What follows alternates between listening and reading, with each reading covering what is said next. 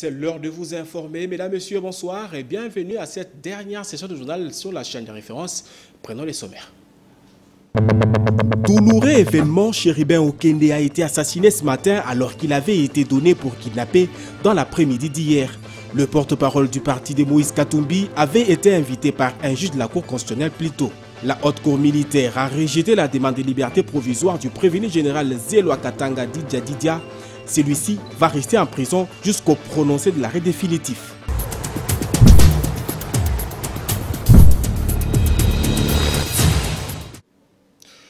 Bonsoir, ouvrons cette édition du journal par cette actualité sur l'assassinat de l'ancien ministre Chéribin Okende. Kinshasa s'est réveillé ce matin dans la tristesse avec l'assassinat de Chéribin Okende Senga. Cet ancien ministre des Transports a été retrouvé mort dans sa DIP à hauteur de Sep Congo sur poids lourd. Le gouvernement a annoncé l'ouverture de l'enquête pour retrouver les auteurs de les auteurs et faire leur subir la rigueur de la loi. Reportage. Donné pour un homme enlevé mercredi 12 juillet 2023, alors qu'il avait plutôt été invité par l'un des juges de la Cour constitutionnelle, Chéribin Okende Senga, ancien ministre des Transports, Voies de communication et du désenclavement, devenu opposant et porte-parole du parti Ensemble pour la République de Moïse Katumbi Chapwe, a été retrouvé mort au matin de jeudi 13 juillet à bord de sa Jeep sur la route de poids lourd. Les curieux ont été troublés à la découverte de ces véhicules ensanglantés. Insupportable, inacceptable ont été des mots suspendus sur les lèvres de paisibles passants. Criblé de balles, le corps sans vie de l'opposant Chéribin Okende a été conduit à la morgue de l'hôpital du Cinquantenaire. Et cet assassinat a failli faire exploser la toile avec une avalanche de messages à propos les opposants ont eu des mots durs à l'encontre du régime de Félix Antoine Tshisekedi. Et qui a dit quoi? La réponse avec Eric Izami. Le meurtre de l'ancien ministre des Transports, Voies de communication et du désenclavement, Chéribin Okende, n'a laissé personne indifférente. Autant les Congolais s'en plaignent, autant les pays partenaires de la RDC aussi, et surtout les opposants au régime Tshisekedi. Matata Ponyo trouve inacceptable cet assassinat odieux qui, selon lui, est l'illustration de la dictature qui caractérise l'actuel régime. Délice Sanga a condamné également cet acte barbare. Pour lui, cette élimination physique est inacceptable dans un état voulu de droit. La mort de Okende s'ajoute à la longue liste déjà des martyrs et victimes d'incapacité du régime à assurer la sécurité de la population dans une volonté claire d'insuffler la terreur dans le pays. Martin Fayulu Madidi, à son tour, s'est dit choqué et atterré d'apprendre l'assassinat de Chéribin Okende, porte-parole de Ensemble pour la République. Ces crimes odieux, a-t-il rajouté, qui s'apparente à un assassinat politique, ne peut rester impuni. Le ministre national de la Communication et Médias, Patrick Mouyaya, a exprimé à son tour le profond regret de l'ensemble du gouvernement Samalukonde Kyenge et a déclaré qu'une enquête a été ouverte pour dénicher les auteurs de cet assassinat. De plus, le chef de l'État, Félix Antoine Tshisekedi Tshilombo, s'est dit consterné par ces crimes. Le numéro 1 de tous les Congolais exige aussi que la lumière soit faite pour mettre la main sur les auteurs de ces crimes inqualifiables et leur faire subir la rigueur de la loi. Restons toujours sur cette même question. La Cour constitutionnelle vient de clôturer IAP sa conférence de presse à son siège. Nous sommes dans la commune de la Gombe. En plus, la haute instance judiciaire de la RDC déclare que l'ancien ministre des Transports, Voies des communications et des enclavements ne s'est jamais présenté au siège de la Cour constitutionnelle. Le porte-parole du parti politique de Moïse Katumbi y avait plutôt envoyé son chauffeur pour déposer sa lettre sollicitant auprès du juge qu'il avait invité de venir vendredi 14 juillet 2023, c'est-à-dire demain. Hélas, lui qui avait été donné pour enlever, il a été retrouvé jeudi 13 juillet matin, déjà mort, criblé de balles. Alors, partons du côté de la primature, toujours sur cette même question. Le Premier ministre Jean-Michel Sama Lukonde Kyenge a convoqué en urgence ce 13 juillet 2023 une réunion de sécurité à son cabinet pour tabler sur les cas de la mort du député national Chéribin Okende dont le corps a été retrouvé sans vie dans sa voiture ce matin. On prépare à cette réunion le ministre des Droits humains, le ministre de la Communication et porte-parole du gouvernement, le vice-ministre de l'Intérieur, les commandants de la 14e région militaire, le général des brigades et aussi l'administrateur de l'ANR, les DG de la DGM, les commissaires généraux adjoints de la PNC en charge des opérations, les commissaires provinciaux de la PNC par rapport à toutes ces spéculations qui sont faites sur les circonstances de ces crimes contre un acteur politique de premier plan. Des surcroît, député national, le porte-parole du gouvernement, Patrick Katemwe, s'égarde d'étirer précipitamment une quelconque conclusion et ça remet aux enquêtes qui s'ouvrent. En 2018, Chéribin Okende est élu député national de la circonscription de la Lukunga dans la ville de Kinshasa. En 2021, il est nommé ministre des Transports, voies des communications et des enclavements dans le gouvernement Sama II dont il a démissionné. Il est resté porte-parole d'Ensemble pour la République, parti de l'opposant Moïse Katumbi jusqu'à sa mort. C'est jeudi 13 juillet 2023.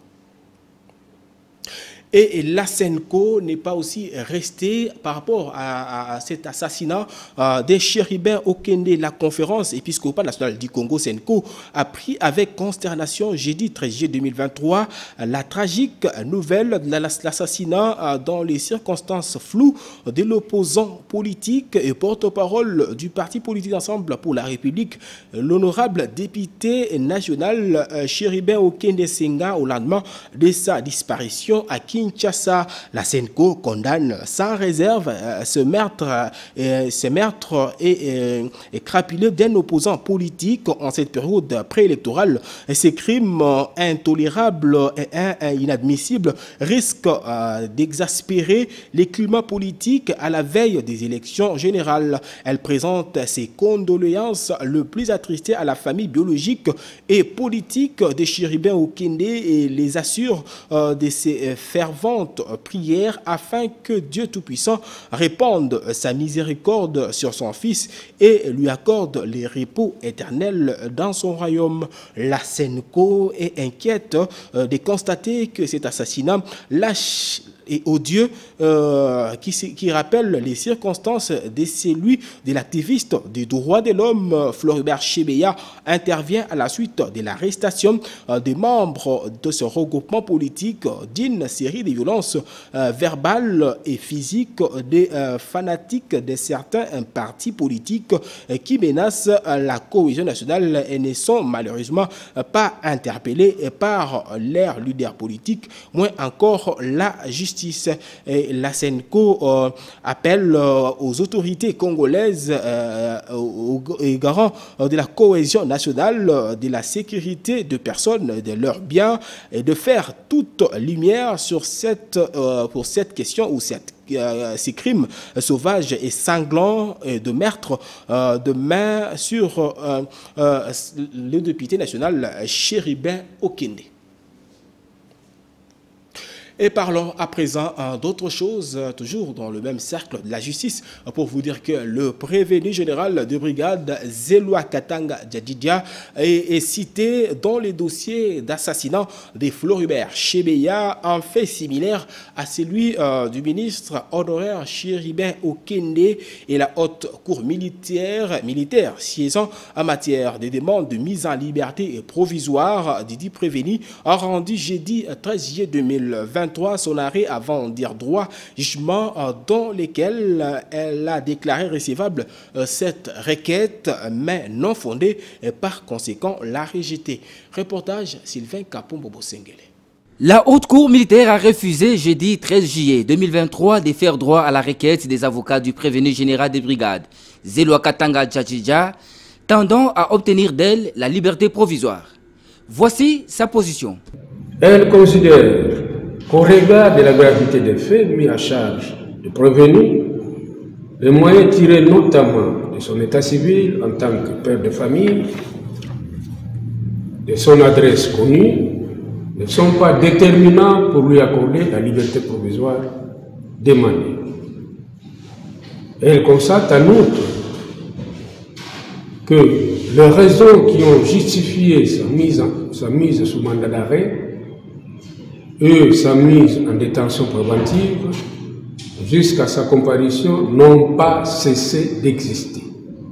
À l'audience précédente, le ministère public avait émis un avis défavorable à la demande des conseils des prévenus, a rappelé la Haute Cour militaire dans son arrêt avant dire droit. Néanmoins, l'inculpé contre qui il existe des indices sérieux de culpabilité peut être mis en état de détention préventive lorsque les faits paraissent constituer une infraction que la loi punit d'une peine inférieure à 6 mois de servitude pénale mais supérieure à 7 ans. L'avis de l'organe poursuivant a été soutenu par la Haute Cour militaire. Les prévenus Djadjidja va rester en détention jusqu'au prononcé de l'arrêt définitif. Disant droit, d'irrécevable la demande de mise en liberté provisoire introduite par le prévenu gérant de brigade Zeloua Katanga Djadjida, mais la déclare non fondée.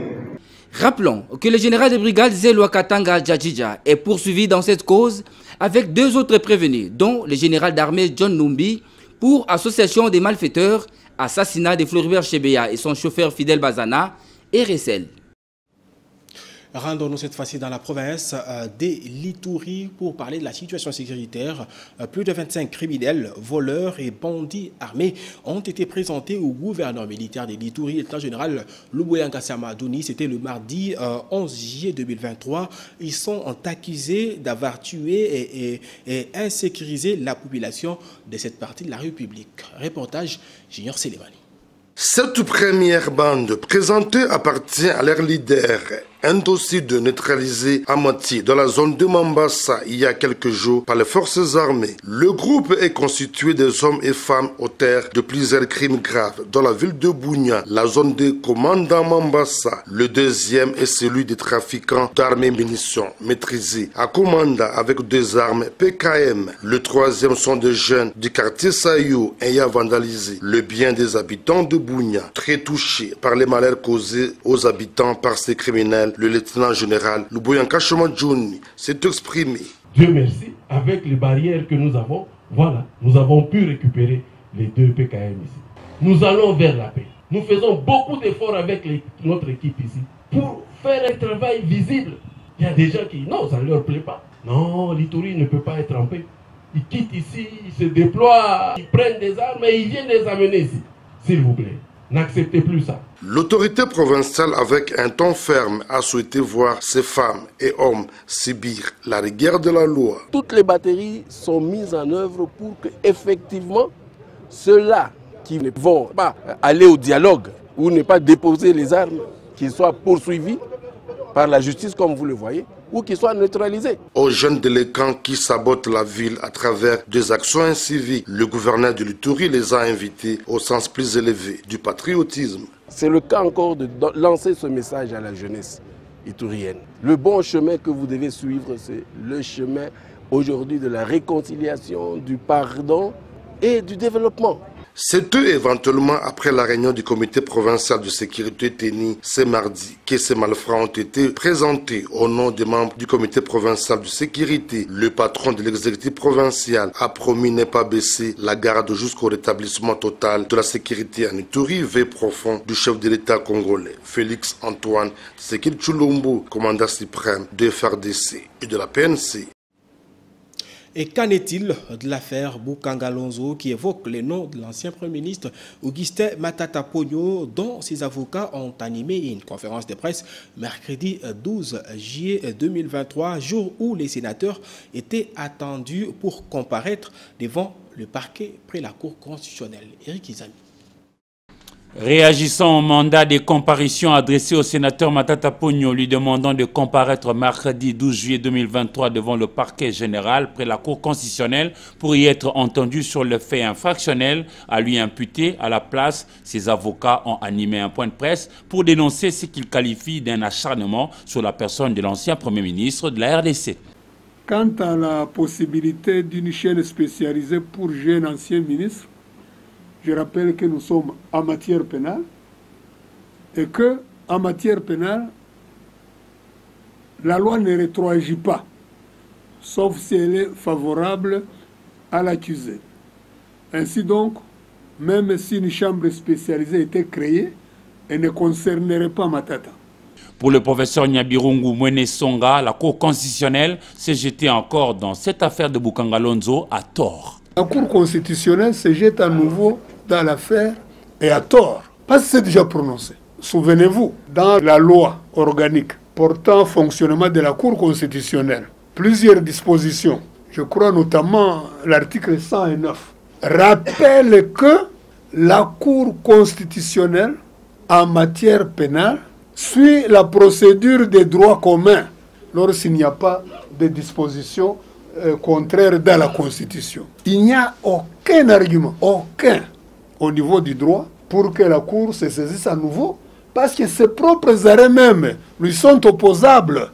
Son arrêt du 15 novembre 2021 a mis fin à la procédure. À Kindu, où il se retrouvait, Matata Ponyo a été interdit de regagner Kinshasa alors qu'il était déjà en route. Qui vivra, verra.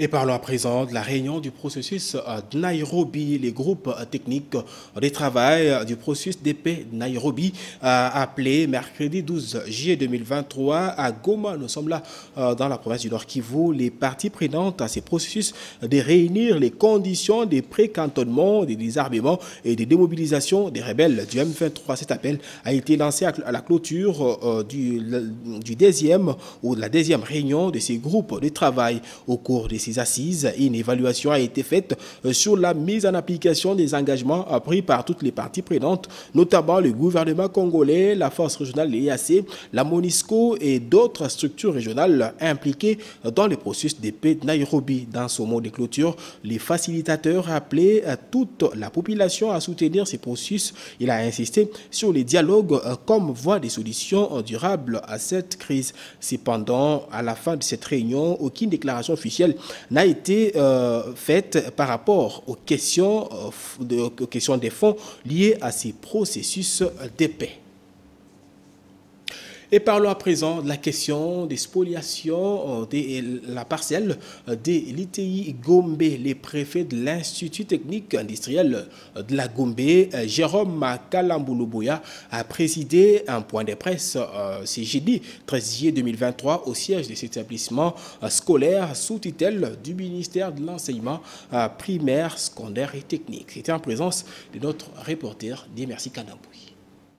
Le point de presse tenu ce jour a consisté à dissiper tout malentendu voulu et entretenu par l'actuel DG de l'ISPT Kinshasa, le nommé Albert Kabasele, qui, d'après le comité de gestion de l'ITI Gombe, a déjà vendu tous les espaces aux Libanais et continue de tenter de conquérir d'autres espaces tout en clamant tout haut qu'il est de la famille présidentielle, utilisant pour preuve des éléments de la garde républicaine qui n'hésitent plus d'investir l'enceinte de cet établissement, même la nuit. L'ITI Gombe est victime, dans ses propres installations, de l'érection d'un prédateur qui met un mur pour ravir à l'ITI Gombe son patrimoine acquis depuis 1952, alors que son ordonnance d'existence de sa création date de 1981.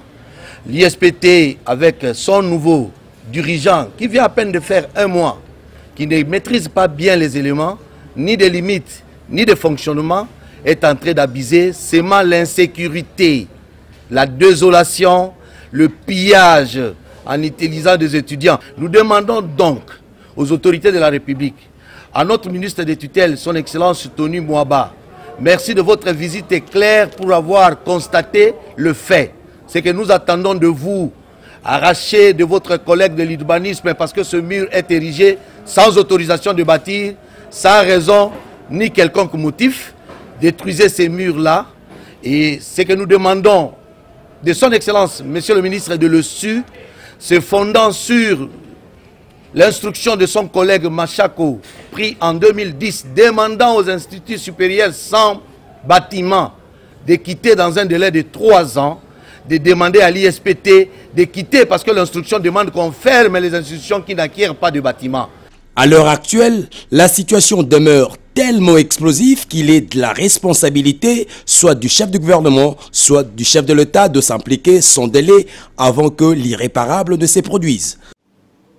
En présence des partenaires extérieurs, le Premier ministre congolais Jean-Michel Samalukonde Kyenge plaide pour la mobilisation accrue de financement en faveur des populations congolaises victimes de la crise humanitaire. Le Premier ministre Jean-Michel Samalukonde a présidé ce mercredi 12 juillet 2023 au Salon Rouge de l'immeuble du gouvernement la réunion du cadre national de concertation humanitaire. Cette réunion, qui a également connu la participation de différents acteurs humanitaires, a passé en revue l'évolution des crises humanitaires en RDC. Les financements du plan de réponse humanitaire 2022-2023, en l'occurrence la mobilisation des ressources auprès de bailleurs et la perspective pour l'exercice 2024. Les défis et le contrat auxquels font face les populations et les acteurs humanitaires sur le terrain ont été aussi abordés. En croire le ministre des Affaires sociales et Action humanitaire, la situation humanitaire de la RDC nécessite une mobilisation accrue des ressources pour y faire face. Plus de 26 millions de personnes ont besoin de l'aide humanitaire. 6,3 millions de déplacés et 1,95 million de retournés ont été répertoriés dans la province du Nord Kivu. Pour répondre à cette problématique, il faut mobiliser plus de 2 milliards de dollars américains. À ces jours, ces fonds ne sont pas couverts qu'à la hauteur de 20%, a laissé entendre Modeste Mutinga. À noter que le coordonnateur humanitaire résident des Nations Unies, le chef du bureau OCHA, le représentant des organisations humanitaires ainsi que le groupe de bailleurs de fonds se disent tous préoccupés par la détérioration de la situation humanitaire dans l'est de la RDC provoquée par l'agression rwandaise sous couvert des terroristes du 23. Ils ont présenté au Premier ministre quelques défis à relever sur le terrain avant de formuler des recommandations au gouvernement de la République pour l'amélioration de la qualité des réponses à apporter, notamment par la prise en compte de contraintes tant administratives, logistiques que sécuritaires auxquelles les populations et les acteurs humanitaires font face au quotidien. Et le président du Conseil national de la jeunesse a échangé en début de semaine avec le maire de la ville de Kolwezi, Jacques Massengo Kindele. Nathanaël Atibou était venu faire part de sa mission au maire de la ville de Kolwezi. Reportage Isaac Kianda. En mission au Lualaba, le président du Conseil national de la jeunesse a été reçu à l'hôtel de ville de Kolwezi ce lundi 10 juillet 2023. Tour à tour par les premiers citoyens de la ville, maître Jacques Massengo Kindele et ensuite son adjoint Farid Amouepouodil.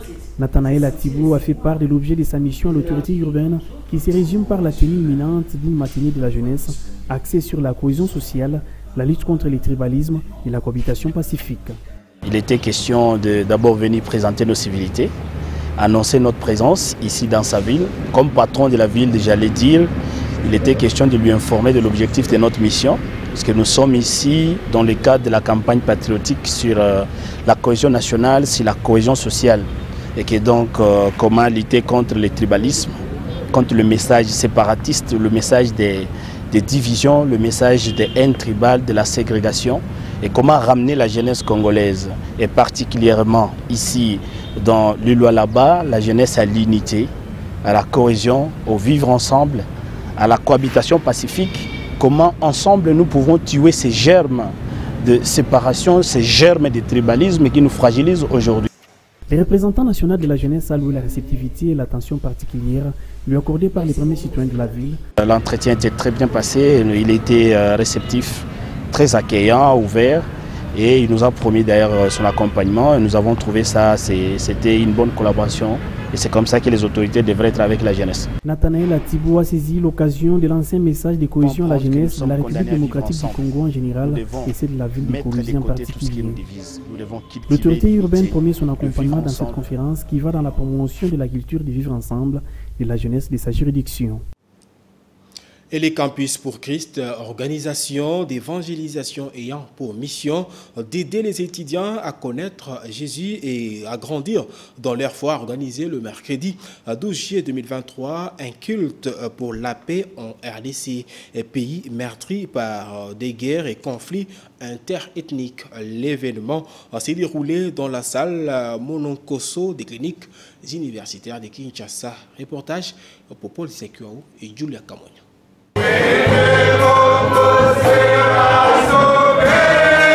C'est à travers ces chants pour implorer la miséricorde des dieux à la nation congolaise qu'a débuté ces cultes pour la paix en RDC. Une conférence religieuse organisée par les Campus pour Christ, caractérisée par des prières intenses et des chants agrémentés par l'orchestre du Campus pour Christ, ainsi que la chorale pour la paix en Afrique qui a réuni plus de 50 Coréens du Sud qui ont exécuté des chants en l'honneur de l'Éternel. Dans sa prédication, le révérend pasteur Kim de la Corée du Sud a exhorté l'Assemblée sur la force et la puissance que va apporter la prière en cette période où le pays est confronté par la guerre dans l'Est, le gangstérisme urbain et les enlèvements. Tour à tour, les docteurs Joseph Kadinekene Kapuku et les révérends aumôniers docteur Israël Sakou Maoko sont convaincus que sans Jésus-Christ, aucune solution ne peut être trouvée pour rétablir la paix en RDC. Avec Jésus-Christ, la guerre va se terminer. Nous n'avons pas besoin d'armes sophistiquées. Jésus-Christ est l'arme par excellence. C'est la puissance même qui peut terminer la guerre et qui va donner la prospérité au Congo et aux Congolais. Ce pouvoir qui va nous permettre de faire face à toutes ces forces du mal qui bloquent le développement de notre pays. Pour rappel, le Campus pour Christ est une plateforme qui réunit les chrétiens résidant sur les sites de l'université de Kinshasa et qui ont tous un dominateur commun, Jésus-Christ. De nationalité russe, Daria Davidova, célèbre cantatrice russe, a livré lundi 10 juillet 2023 à la salle La Perle de Sainte-Anne un concert fusion au cours duquel les spectateurs issus des milieux divers ont pu apprécier les mélodies des chansons classiques russes mêlées à la rumba congolaise. Elle était accompagnée par le groupe classique du Congo-Brazzaville. Polydor Ngaziami et Pati Mbouzi reviennent sur le moment solennel et captivant de ces concerts de rapprochement culturel. Reportage. De nationalité russe, la célèbre chanteuse d'opéra Daria Davidova a livré un concert fusion dans la salle La Perle de Sainte-Anne à Gombe, devant un public hétérogène composé aussi bien des diplomates que des artistes et d'autres amoureux de la musique classique. Mais avant que la talentueuse cantatrice ne monte sur le podium, l'ambassadeur extraordinaire et plénipotentiaire de la Fédération des Russies en RDC, Alexei Saint-Ebov, a pris la parole pour évoquer la nature de la musique de cette star qu'accompagnait des musiciens du Congo-Brazzaville. Un chef-d'œuvre de la musique classique qui révèle l'âme russe et qui rapproche deux mondes géographiquement éloignés l'un de l'autre. Ce mélange de langues et de cultures reflète une véritable union des âmes des peuples de nos deux pays qui ont célébré le 7 juillet dernier le 63e anniversaire de l'établissement des relations diplomatiques. De son côté, Maria Fakhroudinova a révélé l'ambition de la maison culturelle russe basée à Brazzaville, à savoir créer des ponts et jumeler les cultures. Notre ambition est celle de promouvoir et de jumeler nos cultures, faire découvrir à la population chinoise les talents de notre très grande cantatrice du théâtre de Bolchoï.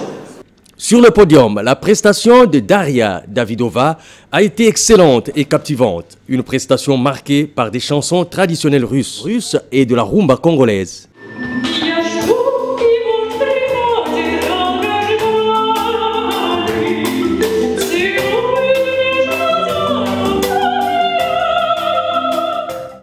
Enfin, cerise sur le gâteau, Daria Davidova a réussi à toucher le cœur des Kinois et, à l'occasion, a laissé une empreinte indélébile pour une première prestation au pays de Patrice Emery Lumumba.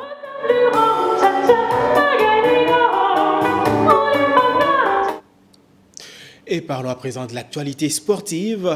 Les éliminatoires de la Coupe du Monde 2026. La République démocratique du Congo, la RDC, notre pays, est gazée dans le groupe B aux côtés de la Mauritanie, Togo, Soudan et les Soudans du Sud, sans oublier les Sénégal. Le premier au classement final s'y qualifie directement à la Coupe du Monde 2026. Cette Coupe du Monde aura lieu aux États-Unis d'Amérique, au Canada et au Mexique. Et cette coupe se jouera avec 48 nations pour la première fois. Restons toujours dans ces registres des sports. Le ministre congolais des Sports, François-Claude Kabouloumana Kaboulo, a accompagné dans la nuit du mardi au mercredi le Premier ministre congolais Jean-Michel Sama Lukonde Kyenge dans la visite d'inspection des chantiers des 9e Jeux de la francophonie. Reportage Patrick Borel-Moukindi. Le ministre des Sports et Loisirs, François-Claude Kabouloumana Kaboulo, a accompagné dans la nuit du mardi 11 au mercredi 12 juillet le Premier ministre Jean-Michel Sama Lukonde dans la visite d'inspection des chantiers des sites où se dérouleront les 9e Jeux de la francophonie. Jusqu'à 2 h du matin, le chef du gouvernement et le patron des sports ont fait la ronde des infrastructures sportives construites pour abriter cette messe francophone afin de s'assurer sur les derniers détails. Sous l'impulsion du chef de l'État, Félix-Antoine Tshisekedi Tshilombo, le gouvernement congolais met les bouchées doubles en vue d'être prêt d'ici avant le 28 juillet, jour prévu pour la cérémonie d'ouverture. En dehors du chef de l'État et du chef de l'exécutif national, les membres du gouvernement qui interviennent dans l'organisation de ces Jeux demeurent mobilisés à cette fin. Et c'est la fin de cette édition du journal. Merci à vous tous de nous avoir suivis. Mais avant toute chose, prenons les rappels des titres. Douloureux événement, Chéribin Okende a été assassiné ce matin alors qu'il avait été donné pour kidnapper dans l'après-midi d'hier. Le porte-parole du parti de Moïse Katumbi avait été invité par un juge de la Cour constitutionnelle plus tôt. La haute cour militaire a rejeté la demande de liberté provisoire du prévenu général Zelwa Katanga Didia.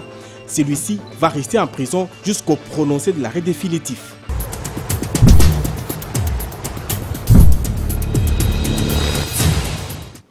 Au revoir, retrouvez l'actualité demain matin à 7 h 30 avec Julia Kamoigna. Au revoir.